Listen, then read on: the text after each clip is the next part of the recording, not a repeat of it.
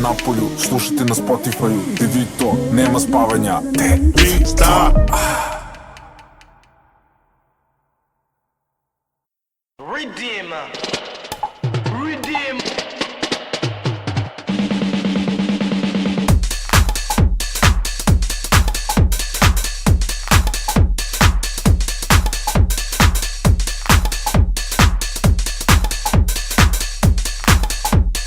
Okay, Kami. Watch your Bassbins.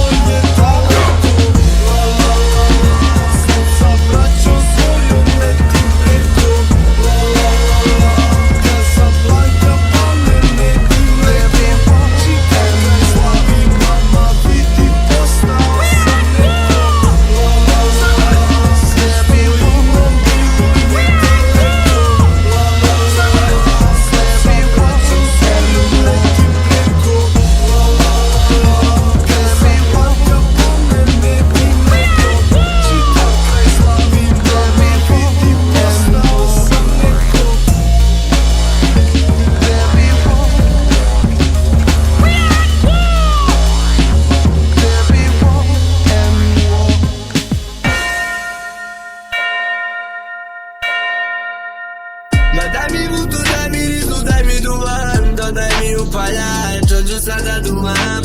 Otvorim plaću, sipaj priče, smanji TV, pusti muziku, odmah lezi na krevet.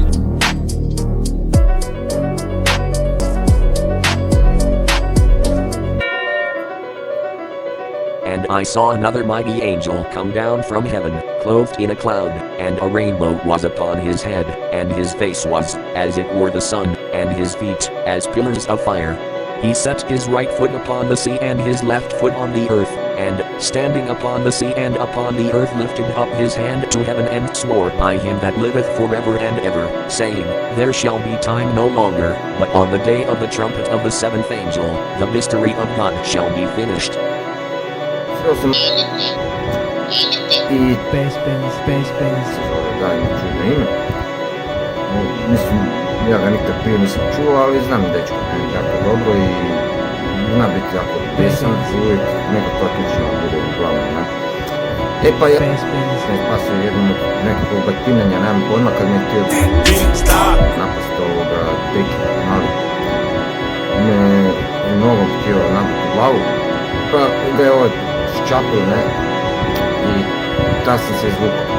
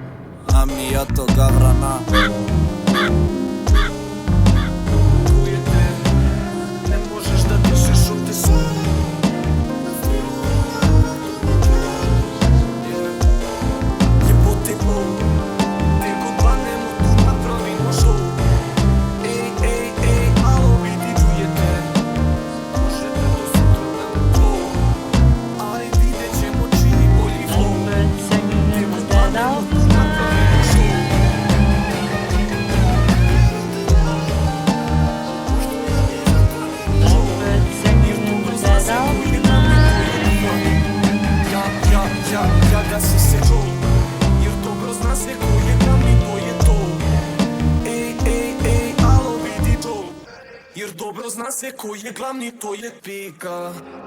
A mi ja to gavrana.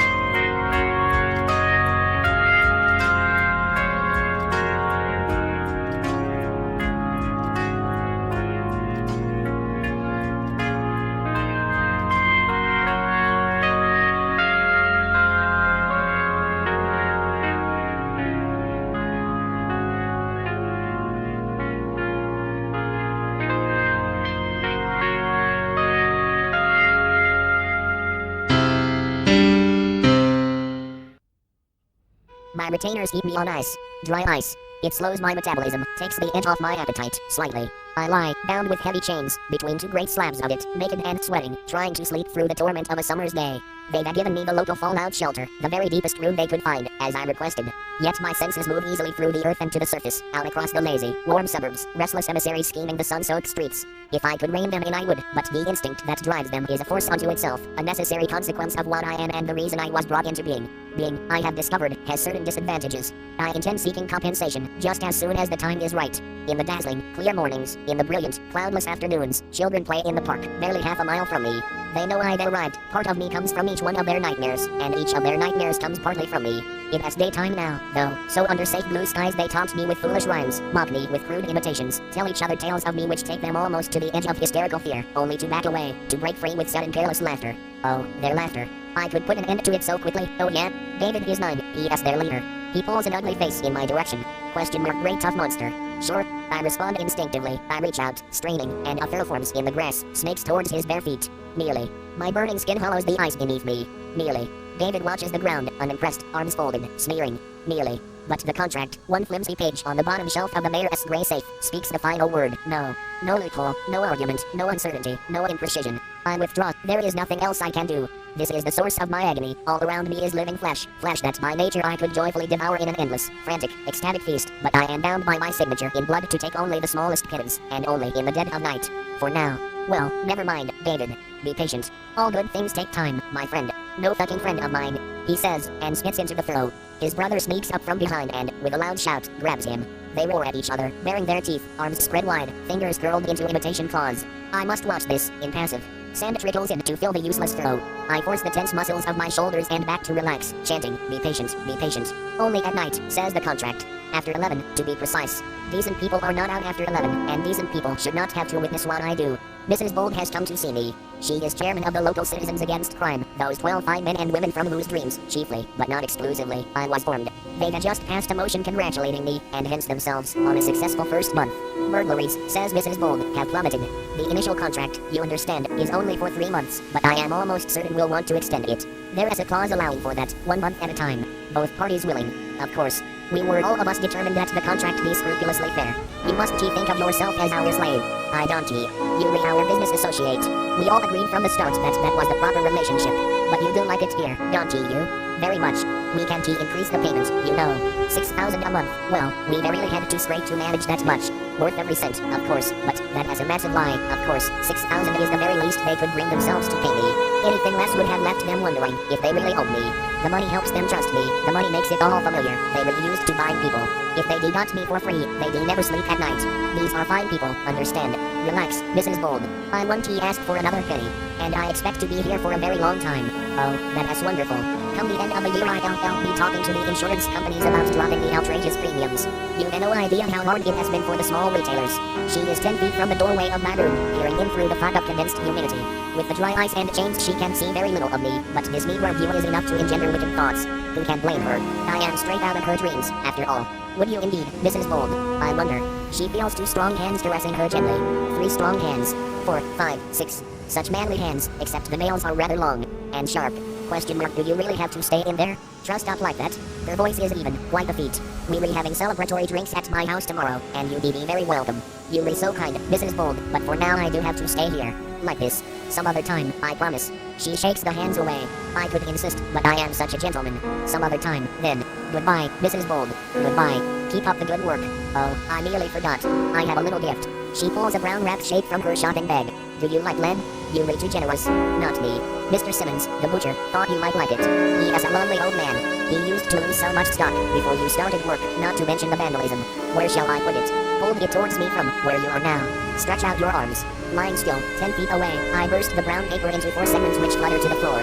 Mrs. Bold blinks but does not flinch. The red, wet flesh is disgustingly cold, but I am far too polite to refuse any offering. A stream of leaf flows from the joint, through the doorway, to vanish in the mist around my head. I spin the bone, pivoting on her palms, working around it several times, until it is clean and white. Then I tip it from her grip, so that it points towards me, and I suck out the marrow in a single, quick spurt. Mrs. Bold sighs deeply, then shakes her head, smiling. I wish my husband ate like that. He has become a vegetarian, you know. I keep telling him it as a natural, but he pays no attention. Red meat has had such a bad name lately, with all those stupid scientists scaremongering, saying it causes this and that, but I personally can't see how anyone can live without it and feel that they be having a balanced diet. We were meant to eat it, that is just the way people are. You be absolutely right. Please thank Mr. Simmons for me. I shall. And thank you again for what you're doing for this community. My pleasure. Bruno, Pete and Colin have a way with locked cars. Alarms are no problem. So fast, so simple, I am deeply impressed. But the engine's making too much noise. Boys, you're waking honest workers who need their 8 hours sleep. It is exhilarating, though, I have to admit that, squealing around every corner, zooming down the wrong side of the road. Part of the thrill, of course, is the risk of getting caught. They screech to a halt near an all-night liquor store. The cashier takes their money, but that is his business. Selling alcohol to minors is not on my list. On the way back, Pete drops a $1 coin between the bars of a stormwater drain. The cashier has his radio up very loud, and his eyes are on his magazine. Bruno vomits as he runs, while Pete and Colin's bones rattle and crunch their way through the grill. Bruno heads, incredibly, for the police station. Deep down, he feels that he is good. A little wild, that is all. A rebel, a minor nonconformist in the honorable tradition. He messes around with other people's property. He drinks illegally. He drives illegally. He screws girls as young as himself, illegally. But he has a heart of gold, and he be never hurt a fly, except in self-defense. Half this country's heroes have been twice as bad as him. The archetype, he begs me, is no law-abiding parent goody-goody. Put a sock in it, Bruno. This is Mrs. Bold and friends talking. It has just your kind of thoughtless hooliganism that has sapping his nation's strength. Don't try and vote with us. In any case, Bruno knew this was coming. We were 3rd generation, and you're only 2nd, so we'll judge the archetypes. Thank you very much. The sergeant on duty might have seen a boy skeleton run 1 step out of its flash before collapsing, but I doubt it. With the light so strong inside, so weak outside, he probably saw nothing but his own reflection. David's still up. disgraceful child. I belch in his room with the stench of fresh blood. He raises one eyebrow then farts, louder and more foul. Mrs. Bold is still dreaming. I watch myself as she imagines me, so handsome, so powerful, bulging with ludicrous muscles yet gentle as a kitten. She whispers in my ear, never leave me. Unable to resist, I touch her, very briefly, with a hand she has never felt before, the hand that brought me Minna, the hand that brought me Pete. David knows that something is up. He has the smartest kid for 100 miles, but it will do him no good. When the contract expires there will be nothing to hold me. A clause allowing for an extension. Both parties willing. But the folly of amateur lawyers. What do they think will happen when I choose not to take up the option? The contract, the only force they have, is silence. They dreamed it into being together with me, a magical covenant that I literally cannot disobey, but they stuffed up the details, they failed with the fine print. I suppose it is difficult to dream with precision, to concentrate on clauses, while your mind is awash with equal parts of lust and revenge. Well, I am not going to magically dissolve into dream stuff. I'll be staying right here, in this comfortable basement, but without the chains, without the dry ice. I'll be done with the feverish torture of abstinence, when the contract expires. David sits in the sunshine, talking with his friends. What will we do when the monster breaks loose? Hide. He can find us anywhere. Get on a plane. He told to reach us on a plane. Who has got that much money? Nobody. We have to kill him. Kill him before he can get us. How indeed, little David. With a slingshot? With your puny little fists? Be warned, trespass is a serious crime, so is attempted murder, and I have very little patience with criminals. I'll think of a way. He stares up into the blue sky. Hey, monster. Really gonna get you. Chop you into pieces and eat you for dinner. Yum, yum, you really delicious. The ritual phrases are just for the little kids, who squeal with delight at the audacity of such table turning. Behind the word sounds, behind his stare, David is planning something very carefully. His mind is in a blind spot, I can't tell what he is up to, but forget it, David, whatever it is. I can see your future, and it has a big red stain, swarming with flies. Hey monster, if you don't like it, come and get me. Come and get me now. The youngest cover their eyes, not knowing if they want to giggle or scream. Come on, you dirty coward. Come and chew me in half, if you can. He jumps to his feet, dances around like a wounded gorilla. That's how you look, that's how you walk. You really ugly and you really sick and you really filthy fucking coward. If you don't come out and face me, then everything I say about you is true, and everyone will know it.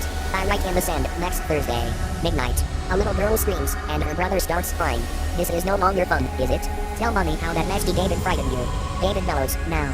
Come here now. I deepen the letters, then fill them with the blood of innocent burrowing creatures. David scuffs over the words with one foot, then fills his lungs and roars like a lunatic. Now. I throw half a ton of sand skywards, and it rains down into their hair and eyes. Children scatter, but David stands his ground. He kneels on the sand, talks to me in a whisper. What are you afraid of? I whisper back, nothing, child. Don't you want to kill me? That's what you keep saying. Don't you fret, child. I'll kill you soon. Kill me now. If you can. You can wait, David. When the time comes it will be worth all the waiting. But tell your mother to buy herself a new scrubbing brush. There'll be an awful lot of cleaning up to do. Why should I wait? What are you waiting for? Are you feeling weak today? Are you feeling ill? Is it too much effort? A little thing like killing me? This child is becoming an irritation. The time must be right. He laughs out loud, then pushes his hands into the sand. Bullshit. You really afraid of me? There is nobody in sight. He has the park to himself now. If he is acting for me alone. Perhaps he is insane. He buries his arms halfway to his elbows, and I can sense him reaching for me. He imagines his arms growing longer and longer, tunneling through the ground, seeking me out. Come on, grab me. I dare you to try it. Fucking coward. For a while I am silent, relaxed. I will ignore him. Why waste my time exchanging threats with an infant? I notice that I had broken my chains in several places, and burnt a deep hollow in the dry ice around me. It suddenly strikes me as pathetic, to need such paraphernalia simply in order to fast. Why don't you those incompetent dreamers achieve what they claimed to be aiming for? A dispassionate executioner, a calm, efficient tradesman.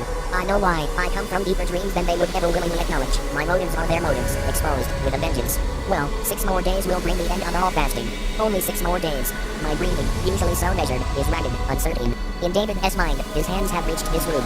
Don't you want to eat me, monster? Aren't you hungry today? With hard, sharp claws I grab his hands, and half a mile away, he feels my touch. The faintest tremor passes through his arms, but he knows to pull back.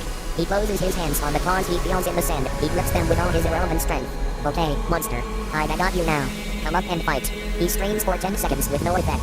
I slam him down into the loose yellow sand, armpit deep, and blood trickles from his nose. The agony of infraction burns through my guts, while the hunger brought on by the smell of his blood grips every muscle in my body and commands me to kill him. I bellow with frustration. My chains snap completely and I rampage through the basement, snapping furniture and bashing holes in the walls. The contract calmly sears a hole in my abdomen. I didn't mean to harm him. It was an accident. We were fighting. I misjudged my strength. I was a little bit too rough, and I longed to tear the sweet flesh from his face, while he screams out for mercy. The burly guns they employ as my minders tower in a corner, while I squeeze out the light bulbs and tear wiring from the ceiling. David whispers, "Can't you taste my blood? It has here on the sand beside me. David, I swear to you, you will be first." Thursday on the stroke of midnight, you will be first. Can't you smell it? Can't you taste it? I blast him out of the sandpit, and he lies winded but damaged on his back on the grass. The patch of bloodied sand is dispersed. Faded, incredibly, is still buttering Temps. I am tired, weak, crippled. I shut him out of my mind. I curl up on the floor to wait for nightfall. My keepers, with candles and torches, tiptoe around me, sweeping up the debris, assessing the damage. 6 more days. I am immortal. I will live for 1,000,000 years. I can live through 6 more days. There had better be some crime tonight. David is listening to the radio. Everyone else in the house is asleep. I hear the picks for midnight as I wait at the door of his room, but then he switches off the radio and speaks. In my dream, the creature came at midnight. He stood in the doorway, covered in blood from his latest victim. The door swings open, and David looks up at me, curious but calm. Why, how is he so calm? The contract is void. I could tear him apart right now, but I swear he show me some fear before dying. I smile down at him in the very worst way I can, and say, run, David. With I close my eyes for 10 seconds. I promise not to peek. You really fast runner, you might stay alive for 3 more minutes. Ready? He shakes his head. Why should I run? In my dream, you wanted me to run, but I knew it was the wrong thing to do. I wanted to run, but I didn't. I knew it would only make things worse. David, you should always run. You should always try. There is always some small chance of escaping. He shakes his head again. Not in my dream. If you run, the creature will catch up with you. If you run, you slip and break a leg, or you reach a blind alley, or you turn a corner and the creature will be there, waiting. But is I see your dream now, David? Maybe you have seen me in your dreams, but now you may lie awake, and I am real, David. And when I kill you, you want to wake up. I know that. The pain will be real pain, David. Have you thought about that? If you think your dreams have made you ready to face me, then think about the pain. Do you know how many times I have dreamed about you? No, tell me. 1,000 times. At least. Every night for 3 years, almost. I am honored. You must be my greatest friend. When I was 6, you used to scare me. I'd wake up in the middle of the night, screaming, and Dad would have to come in and lie beside me until I fell asleep again. You never used to catch me. No. I'd always wake up just in time. That is not going to happen tonight. Let me finish. I am so sorry. Please continue. After a while, after I had the dream about 100 times, I started to learn things. I learned not to run. I learned not to struggle. That changed the dream a lot, took away all the fear. I didn't mind at all when you caught me. I didn't wake up screaming. The dream went on, and you killed me, and I still didn't mind. I still didn't wake up. I reached down and grabbed him by the shoulders. I raised him high into the air. Are you afraid now, David? I can feel him trembling, very slightly. He is human after all. But he shows no other signs of fear. I dip my paws into his back, and the pain brings tears to his eyes. The smell awakens my appetite, and I know the talking will soon be over. But you look miserable now, little David. Did you feel those claws in your dreams? I bet you didn't. My teeth are 1,000 times sharper, David. And I want to kill you nicely. I want to kill you quickly. He is smiling at me, laughing at me, even as he grimaces with agony. I haven't told you the best part yet. You didn't let me finish. Tell me the best part, David. I want to hear the best part before I eat your time. Killing me destroyed you every single time. You can't kill the dreamer and live. When I am dead, you be dead too. Do you think I am stupid? Do you think stupid talk like that is going to save your life? You may not be only dreamer, David. You may not even one of the 12. Everyone for miles around helped in making me, child, and one less out of all those thousands is going to hurt me at all. Believe that, if you like. I squeeze him, and blood pours down his back. I open my jaws, wide as his head. You find out if I am right or not. I wanted to torture him, to make it last, but now my hunger has killed all subtlety, and all I can think of is biting him in two, shutting him up for good, proving him wrong. 1,000 times, big tough monster. Has anyone else dreamed about you 1,000 times? His parents are outside the room, watching, paralyzed. He sees them and cries out, I love you. And I realize at last that he truly does know he is about to die. I roar with all my strength, with all the frustration of 3 months in chains and this mad child as mockery. But as I close my jaws I hear him whisper, and no one else dreamed of your death, did they? The gates are open. Gate 1.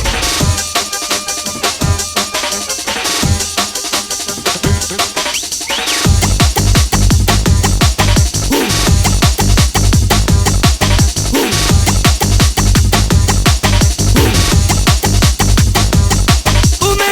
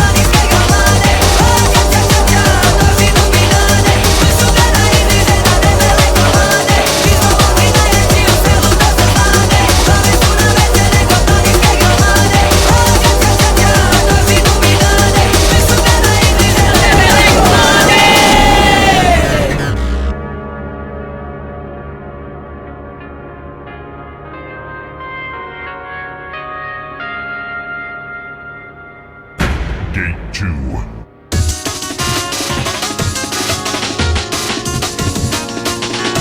An explosion has occurred at a gate in Vinsta in western Stockholm, according to the police. The blast took place at an apartment building. The police have cordoned off the area and are conducting person checks in Västerås to catch the perpetrator. The alarm about the explosion came at 12:60 on Sunday. The blast is being investigated as general reckless endangerment. Technicians will examine the site.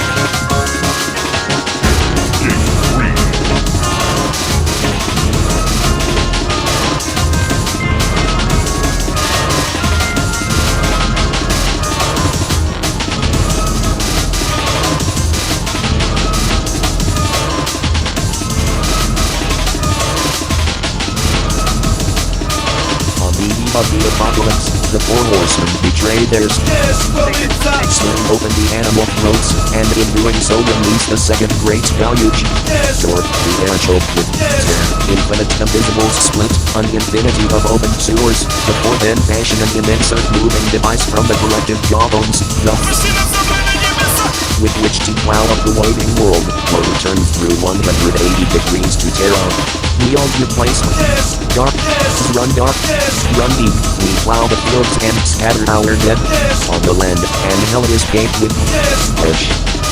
KEŠGORE, KEŠGORE, KEŠGORE, KEŠGORE, KEŠGORE. Бандури нас стартую нон-стоп, jer to je hip-hop.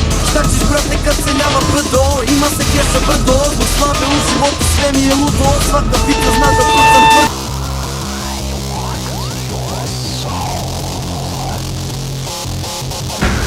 Gate 4.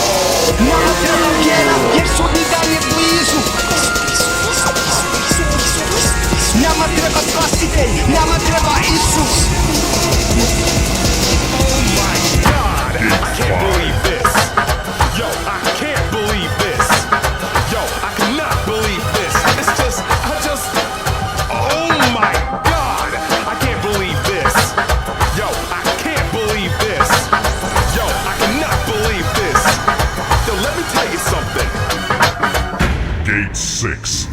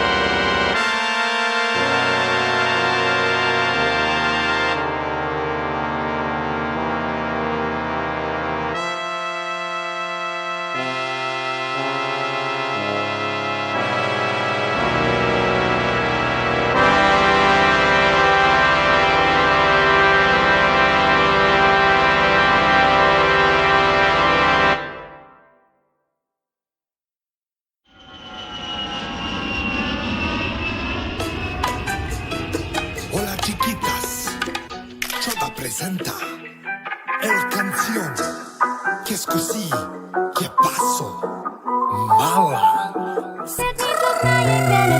Mala voce ubličaku da se skida, mala voce sa mnom u moru da pliva, mala zna u moru najbolja je riba, mala hoće sa mnom sve, a da ulazim u vodu tada divim se sve.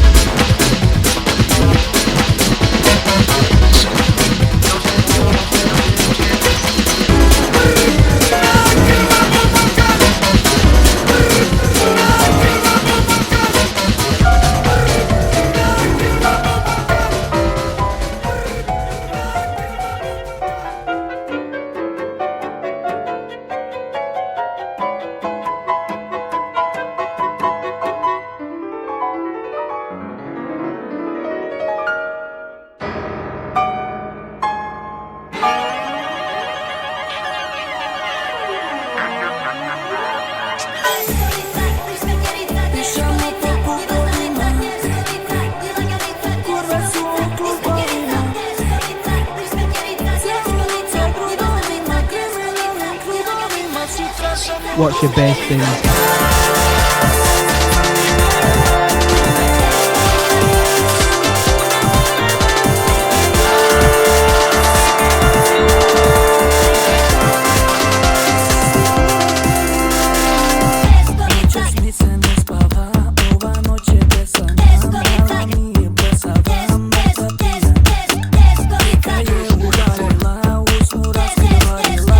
No me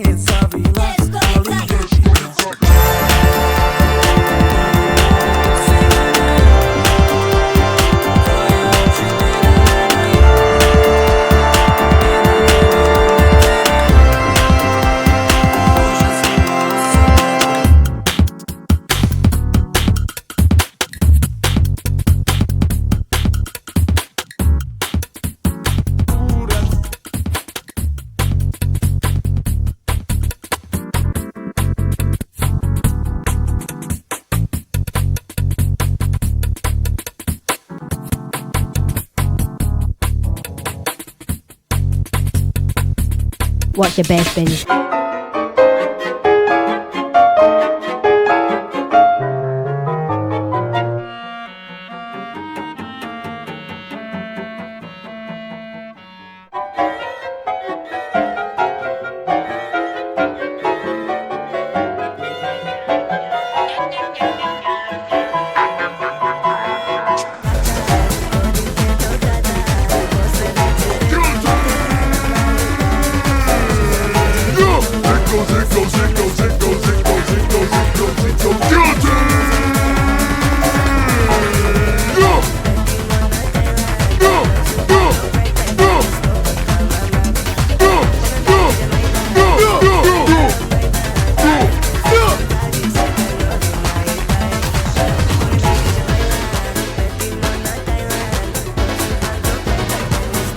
Listen to the almighty master angel.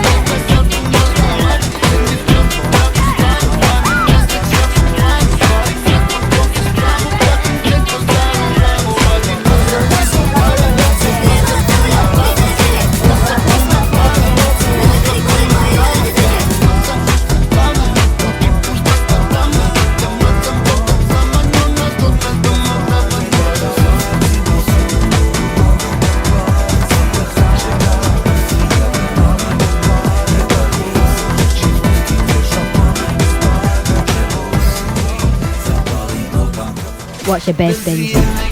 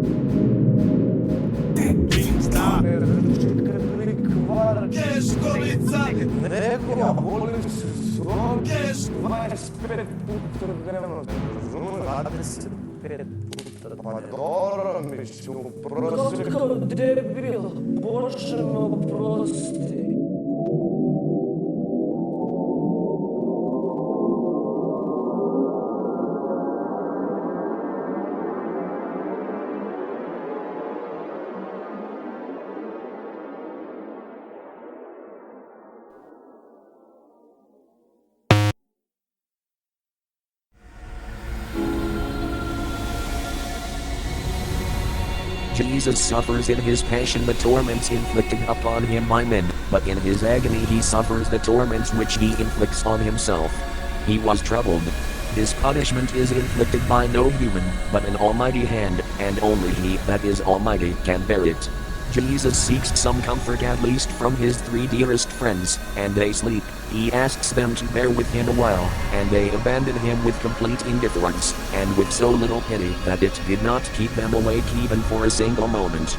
And so Jesus was abandoned to face the wrath of God alone. Jesus is alone on earth, not merely with no one to feel and share his agony, but with no one even to know of it. Heaven and he are the only ones to know. Jesus is in a garden, not of delight, like the first Adam, who there fell and took with him all mankind, but of agony, where he has saved himself and all mankind. He suffers this anguish and abandonment in the horror of the night. I believe that this is the only occasion on which Jesus ever complained. But then he complained, as though he could no longer contain his overflowing grief. My soul is exceeding sorrowful, even unto death. Jesus seeks companionship and solace from men. It seems to me that this is unique in his whole life, but he finds none, for his disciples are asleep. Jesus will be in agony until the end of the world. There must be no sleeping during that time. Jesus, totally abandoned, even by the friends he had chosen to watch with him, is vexed when he finds them asleep because of the dangers to which they are exposing not him but themselves, and he warns them for their own safety and their own good, with warm affection in the face of their ingratitude. And warns them, the spirit is willing but the flesh is weak. Jesus, finding them asleep again, undeterred by consideration either for him or for themselves, is kind enough not to wake them up and instead lets them take their rest. Jesus prays, uncertain of the will of the Father, and is afraid of death. But once he knows what it is, he goes to meet it and offer himself up. Let us be going. He went forth. Jesus asked of men and was not heard. Jesus brought about the salvation of his disciples, while they slept. He has done this for each of the righteous, while they slept, in nothingness before their birth and in their sins after their birth. He prays only once that the cup might pass from him, even then submitting himself to God's will, and twice that it should come, if it must be so. Jesus, weary at heart. Jesus, seeing all his friends asleep and all his enemies watchful, commends himself utterly to his Father. Jesus disregards the enmity of Judas, and sees only in him God's will, which he loves so much, so that he calls him friend. Jesus tears himself away from his disciples to enter upon his agony. We must tear ourselves away from those who are nearest and dearest to us in order to imitate him. While Jesus remains in agony and cruelest distress, let us pray longer. We implore God's mercy, not so that he shall leave us in peace with our vices, but so that he may deliver us from them. Take comfort, you would not seek me, if you had not found me. I thought of you in my agony, I shed those drops of blood, for you. It is tempting me rather than testing yourself to wonder, if you would do right in the absence of this or that protection. I will accomplish righteousness in you, if hardship comes. Let yourself be guided by my rules. See how well I guided the Virgin and the saints who let me work in them. The Father loves all I do. Do you want it always to cost me the blood of my humanity, while you do not even shed a tear? I am present with you through my word in Scripture, my spirit in the church, through inspiration, and my prayer among the faithful. Physicians will not heal you, for you will die in the end, but it is I who will heal you and make your body immortal. Endure the chains and bondage of the body. For the present I am delivering you from spiritual bondage. I am a better friend to you than this man or that, for I have done more for you than they, and they would never endure what I have endured from you, and they would never die for you, while you were being faithless and cruel, as I did, and as I am ready to do, and still do in my elect, and in the blessed sacrament. If you knew your sins, you would lost heart. In that case I shall lose heart, Lord, for I believe in their wickedness on the strength of your assurance. No, for I who tell you this can heal you, and the fact that I tell you is a sign that I want to heal you. As you expiate them you will come to know them, and you will be told, behold, thy sins are forgiven thee. Repent then of your secret sins and the hidden evil of those you know. Lord, I give you all. I love you more ardently than you have loved your foulness. May mine be the glory, not thine, worm and clay. Pilate's false justice only causes Jesus Christ to suffer. For he has him scourged in the name of justice, then put to death. It would have been better to put him to death at once. The falsely righteous are like that. They do both good works and bad in order to please the world, and in so doing they are not wholly Christless, for they are ashamed to be. Finally, when it comes to great temptations and opportunities, they put him to death. I see the depths of my pride, curiosity, concupiscence. There is no link between me and God or Jesus Christ the righteous. But he was made sin for me. All your scourges fell upon him. He is more abominable than I, and, far from loathing me, feels honored that I go to him and help him. But he healed himself and will heal me all the more surely.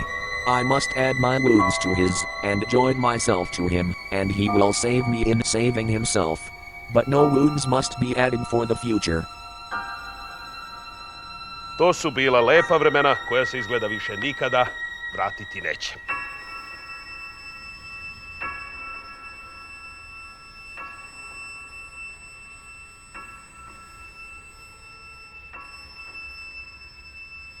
Sad ste me vidjeli i nikad više. Ćao!